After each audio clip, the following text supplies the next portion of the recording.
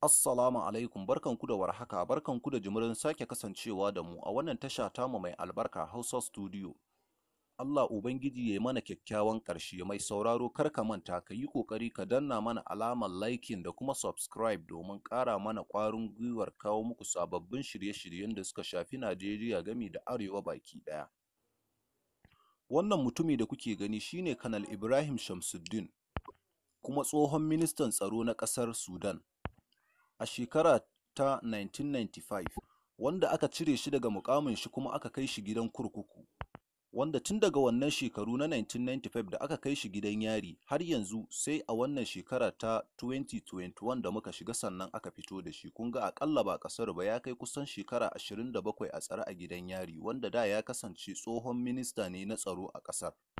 Akwai cikakken rahoton labarin nan take. Ku kasance da wannan tasha tamu mai albarka domin kawo muku ci gaba da yanda aka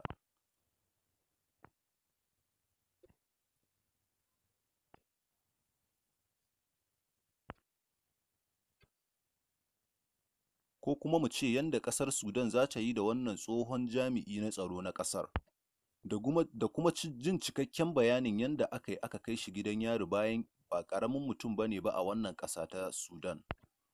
Mai sauraro kar ka manta ka yi ƙoƙari ka danna mana alamar liking da kuma subscribe domin ƙara mana ƙwarin gwiwar kawo muku sababbin shirye-shiryen da suka shafi Najeriya gami da Arewa baki ɗaya. Mun gode da ziyartar Hausa Studio.